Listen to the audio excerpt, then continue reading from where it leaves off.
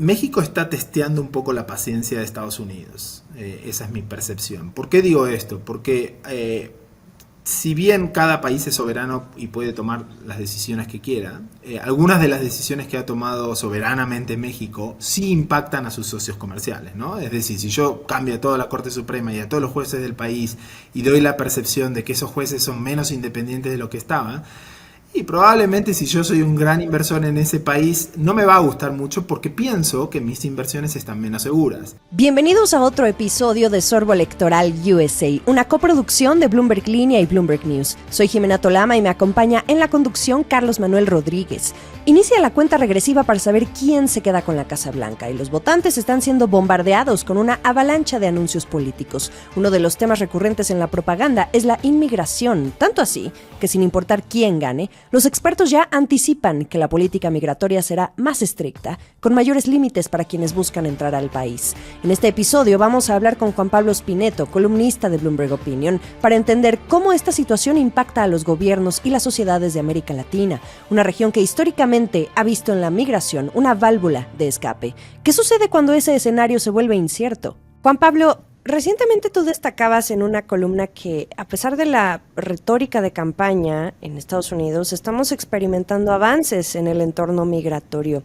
Si pudieras explicarnos ¿a qué datos deberíamos estar prestando atención para saber cuál es la situación en la frontera y cómo esto se compara con otros periodos? Sí, yo principalmente lo que me refiero es que hay una caída bastante significativa en la llegada de inmigrantes desde Centroamérica, en particular los tres países que fueron históricamente quienes más expulsaron gente, que son El Salvador, Guatemala y Honduras, ¿no? Los principales normalmente son los grandes emisores de migrantes, y lo que hemos visto en lo que va del año es una caída de en torno al 30-35% en esos encuentros, esas llegadas a la frontera sur de Estados Unidos, ¿no?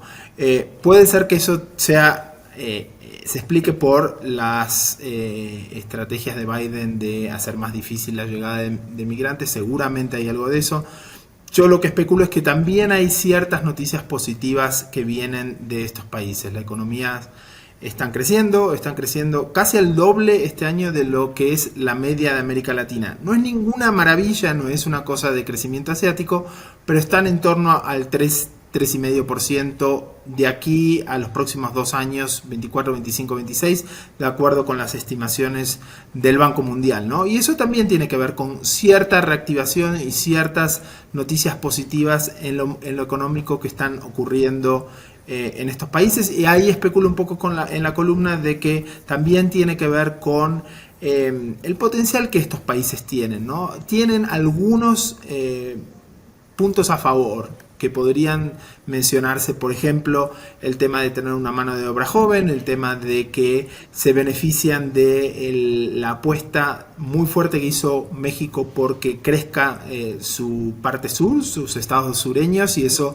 obviamente ayuda a la integración con la parte norte de Centroamérica. También ese acuerdo de libre comercio que tienen con Estados Unidos. En el caso de El Salvador se puede hablar de las mejoras en seguridad. En el caso de Guatemala también la llegada del presidente Arévalo. Y sobre aquellos planes de inversión, de traer inyección de capital a Centroamérica, ¿qué tanto efecto ya está rindiendo eso y cuándo es que se podría esperar que rinda mayor fruto, Juan Pablo? La verdad que eso es un programa que implementa la vicepresidenta Kamala Harris hace unos 3 años y todavía no estamos viendo un impacto, como digo, que se note quizás en las estadísticas agregadas, ¿no? Se habla de unos 5.000 millones de dólares de promesas de inversión. Eso se tiene que ver en la realidad. Hubo un aumento, por ejemplo, hubo un anuncio muy importante de Walmart de inversiones en Guatemala en torno a 700 millones de dólares. Eso es una de las principales inversiones que tiene la región. Como digo, hay incipientes señales. Vamos a tener que esperar a ver si esto se va concretando, ¿no? Yo me mantengo optimista, creo que hay alguna posibilidad para que estos países crezcan, sobre todo porque tienen al lado muy buenos ejemplos, que son, por ejemplo, Costa Rica, Panamá y la República Dominicana, que aunque sabemos que no es parte de Centroamérica en términos geográficos, se lo suele agrupar en estos acuerdos comunes que tienen en términos políticos, ¿no? Y estos son países que han crecido muy bien. En el caso de Panamá, que habíamos tenido muchas dudas a finales del año pasado y principios de este año, con la transición política, etcétera, pero JP Morgan, por ejemplo, espera que crezca 5% Panamá, más de 5% este año, ¿no? Entonces se ha recuperado, Costa Rica ha sabido apostarle a ciertos sectores en particular, lo mismo que República Dominicana, sectores como la producción de equipamiento médico, obviamente turismo, algunos sectores de semiconductores y otros sectores industriales. Y como digo, el tener este acuerdo de libre comercio con Estados Unidos también lo favorece. Yo pensaría que mirando hacia adelante, y sé que vamos a hablar de política, si en Estados Unidos tuviéramos una mayor voluntad de integración, hay una posibilidad para que estos países se desarrollen ahí mismo y eso ayude a que ese fenómeno migratorio se reduzca aún más. Impresionante. Y ahora que mencionas toda esta tendencia de crecimiento que traen, si Trump ganara, ¿qué tanto podría cambiar y dónde podríamos ver los efectos más inmediatos dentro de estos países de América Latina que mencionas o quizá otros? Bueno, ahí estamos en terreno de especulación, ¿no? ¿Cuál será el Trump 2 en caso de que gana? Aquí en México hay una actitud bastante peculiar, yo creo, de parte de la élite empresarial y la élite política, donde se piensa un poco, bueno, ya sobrevivimos a Trump, fueron 4 años, sabemos cómo manejarlo. Yo creo que este Trump va a ser muy distinto al Trump 1, ¿no? Si realmente gana la elección, viene con cambios muy, muy grandes, y si realmente implementa sobre todo este plan de deportación masiva, hablan de 13 millones de migrantes que quieren deportar, eso sería realmente muy negativo para la región, para lo que se llama el Triángulo del Norte de Centroamérica, para México, para toda América Latina en realidad, ¿no? Imagínense toda esta gente que llega, quizá en algunos casos, después de años de vivir en Estados Unidos, quizás sin ningún tipo de arraigo, y que los deportan forzadamente, ¿no? Creo que sería una disrupción mayor, pero como digo, vamos a ver en la realidad cuánto queda en la campaña y cuánto es política que se puede hacer, porque me imagino, por ejemplo, que estos países no van a estar sentados diciendo, sí, perfecto, que aterricen todos estos aviones o que abran todas esta frontera, ¿no? Eso por un lado. Por el otro lado, el tema de los aranceles. Ese sí es un tema muy importante. De nuevo, tanto México como Centroamérica tienen acuerdos de libre comercio con Estados Unidos, ¿no? Y entonces ahí ya entramos en una parte casi legal.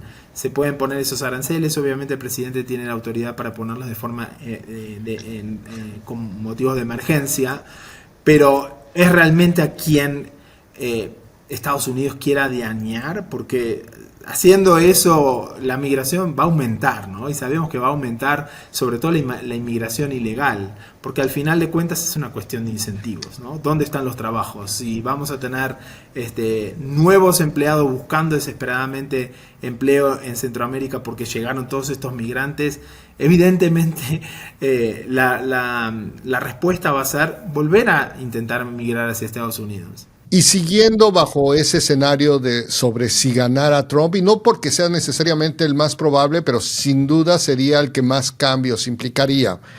¿Qué hay respecto a esas relaciones con ciertos gobiernos donde puede ser más afín ideológicamente hablando? ¿Podríamos esperar algún trato preferencial, ya sea en temas comerciales, pero también para lidiar con temas migratorios, visas especiales, etcétera? Yo creo que ahí vamos a ver, todos sabemos que Trump es un líder muy transaccional, ¿no? El truco es decirle todo lo que él quiera oír y se puede conseguir algo, ¿no?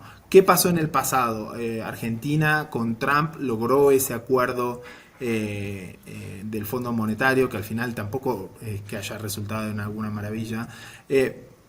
Creo que va a ser muy en el margen lo que los países puedan obtener por tener una buena relación con América Latina. Sinceramente, porque creo que a Trump no le interesa mucho la región, no le interesa casi nada tener esas relaciones. Sí puede ser algo negativo, por ejemplo, para algunos países. Sin duda México tiene la revisión del acuerdo comercial en 2026.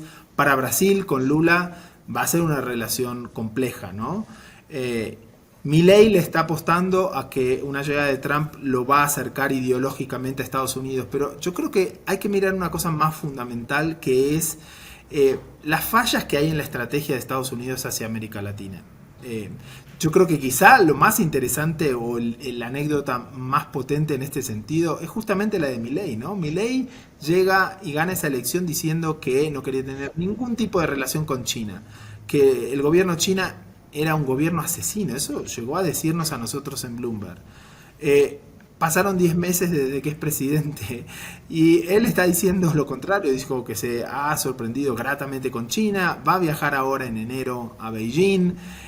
¿Y por qué hay eso, no? Por un lado, obviamente, porque ningún país tiene la capacidad para pelearse con China realmente en estos momentos, sobre todo un país como Argentina que necesita financiamiento. Pero por el otro lado, yo especulo que también tiene que ver con que hacer negocios con Estados Unidos es complejo, ¿no?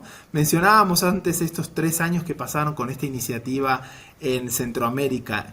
Y uno tiene que pensar que el gobierno de Estados Unidos se ha convertido en este monstruo muy burocrático, con muchas agencias, con objetivos que muchas veces pueden ser contrarios, donde no hay una estrategia muy clara y donde no hay una relación directa, ¿no? Para algunos les sorprenderá pensar que, por ejemplo, AMLO tenía una buena relación con Trump. Yo creo que eso tiene que ver justamente con ese punto, ¿no? Con que él con Trump podía negociar directamente. Trump es una persona muy transaccional. AMLO le daba lo que Trump quería, estaba todo bien.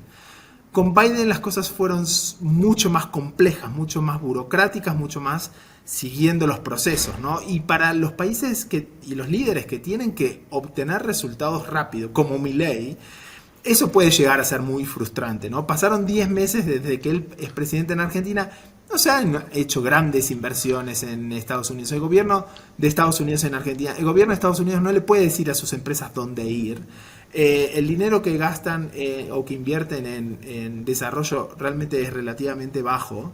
El gran impacto que podría tener es ayudar a que Argentina tuviera un acuerdo con el Fondo Monetario, pero incluso ahí yo veo que no va a ser tan sencillo y que probablemente Milei tenga que pasar las elecciones de medio tiempo. Entonces, en conclusión, sí es cierto que Trump podría tener para la región una actitud más beligerante, sobre todo para quienes no están alineados ideológicamente, pero en el fondo, en el transformo, hay ese problema, ¿no? Que Estados Unidos no le está pegando exactamente a la estrategia que necesita la región. Tú bien decías, Juan Pablo, que estamos cayendo en el terreno de la especulación cuando hablamos de cómo sería su gestión o su visión o lo que ya ejecuten en torno a las deportaciones masivas, freno de inversiones fuera de Estados Unidos, impuestos a remesas. Pero en México converge todo, absolutamente todo. O sea, no solo es el país vulnerable a cualquier medida proteccionista que venga por parte de Estados Unidos, considerando que también son receptores de millones de dólares en remesas, la frontera de miles de kilómetros a lo largo o sea, bueno, pues de todo el territorio, los migrantes también.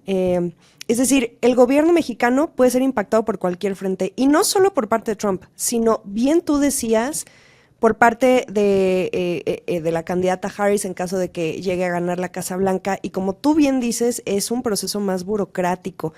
¿Cómo viene la expectativa para México en todos estos frentes, ya sea con uno o con otro? Bueno, yo creo que ahí México está testeando un poco la paciencia de Estados Unidos. Esa es mi percepción. ¿Por qué digo esto? Porque si bien cada país es soberano y puede tomar las decisiones que quiera, algunas de las decisiones que ha tomado soberanamente México sí impactan a sus socios comerciales, ¿no? Es decir, si yo cambio a toda la Corte Suprema y a todos los jueces del país y doy la percepción de que esos jueces son menos independientes de lo que estaban, y probablemente si yo soy un gran inversor en ese país, no me va a gustar mucho porque pienso que mis inversiones están menos seguras.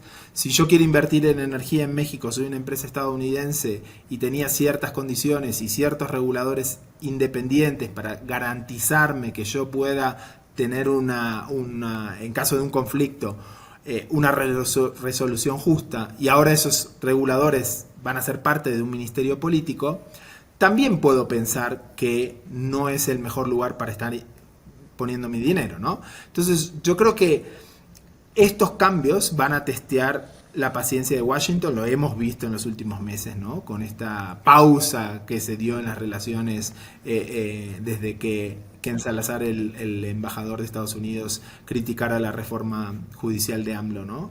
Ahora, Trump tiene mucho menos paciencia que Kamala Harris, ¿no? Entonces va a haber un cambio, yo creo, de punto de vista. El primer impacto es en la parte retórica, ¿no? Trump no va a estar mandando cartas y hablando de procesos y mandando al embajador para que secretamente... No, probablemente nos despertemos una mañana como ocurrió durante su primera presidencia y tengamos alguna sorpresa para ponerle presión al gobierno mexicano, ¿no? Entonces va a haber esa diferencia en las formas, pero no creo que haya una gran diferencia de Kamala Harris con lo que vimos ahora en cuanto a Biden. Sí hay un punto que es importante, que es que Kamala no tiene me parece a mí, ni el interés ni la experiencia que tenía Biden con América Latina, ¿no? Sí es cierto, tuvo estas incursiones en Centroamérica, pero no fueron particularmente exitosas, ¿no? Hay un punto en la campaña que prendió las alarmas aquí en México, que es cuando ella dice que fue uno de los pocos legisladores que votó en contra del acuerdo comercial USMCA, ¿no? Yo creo que al final esto es parte de la retórica de campaña, porque sí el Partido Demócrata terminó apoyando ese acuerdo, ¿no? Pero la conclusión de todo esto es que para México el tirar tanto de la cuerda le puede significar que en esta revisión del acuerdo comercial se le pida mucho más, ¿no? Particularmente si gana Trump. Y creo que en el caso de Kamala, aunque haya esa mayor empatía, si se quiere, en términos personales, porque Claudia y Kamala serían presidentas ambas con más o menos un background similar en algún sentido, al final de cuentas pasaría un poco lo que estaba mencionando, ¿no? Estos procesos tan burocráticos de Estados Unidos hacen que los líderes a veces pierdan un poco su paciencia o interés en lidiar con Estados Unidos. Y para concluir y profundizando un poco en ese escenario de que es probable, que definitivamente no garantizado, pero que ganara una Kamala Harris y tuviera un Congreso completamente dividido en manos republicanas ambas cámaras. Es algo que podría pasar. ¿Cuál debería ser la estrategia de América Latina, de Centroamérica específicamente, pero también mencionabas Milei y México bajo un escenario así que esté medio atorado Washington DC y que estas economías necesitan florecer para que no exploten? Sí, sin duda ese sería un escenario bastante malo también, ¿no? Porque significaría que el presidente o la presidenta va a tener que gastar muchísimo capital político en lidiar con un Congreso que es hostil, ¿no? Y probablemente eso signifique que no tiene mucho tiempo para América Latina. Hay otros hotspots en el mundo para Estados Unidos, como sabemos, ¿no? Israel, Ucrania, China, son problemas muy grandes y la realidad es que la atención que se le va a dedicar a América Latina otra vez va a ser muy menor. Entonces yo creo que hay un punto ahí, que es que Estados Unidos, la élite de Estados Unidos, tiene que empezar a entender un poco mejor que esta relación de Estados Unidos con América Latina es sobre todo con México, ¿no? Y con Centroamérica, pero con toda América Latina, es estratégica, es una de las cuestiones quizá más importantes que tiene que lidiar el presidente de Estados Unidos en términos de relaciones exteriores. ¿Por qué digo eso? Porque la migración es solo el reflejo de eso. El problema de las drogas que tiene Estados Unidos, el uso del fentanilo, solo es el reflejo de los problemas de falta de legalidad, de falta de desarrollo que tiene América Latina. Entonces, hay dos opciones, y yo creo que están representadas, si se quiere, en la boleta, que es que Trump dice: nos vamos a aislar, vamos a poner un gran muro, no queremos saber nada de toda esta gente que está en el sur de la frontera. Es una opción. Yo creo que no va a solucionar el problema de fondo, ¿no? Y el problema de fondo es una cuestión de oferta y de demanda. La gente va a ir hacia donde hay trabajo, hacia donde hay oportunidades, y Estados Unidos da esas oportunidades. Entonces, un approach, una política mucho más sensata, yo creo que sería trabajar juntos para tratar de que ese desarrollo se lleve hacia los países de América Latina de forma más concreta, más efectiva, para que no haya esos temas de migración, para que idealmente mejoren los estándares legales y del rule of law en la región, y que tengamos por primera vez una especie de desarrollo común en el cual también Estados Unidos se beneficia, obviamente. Juan Pablo Espineto, columnista de Bloomberg Opinion, muchas gracias por tus comentarios en Sorbo Electoral USA.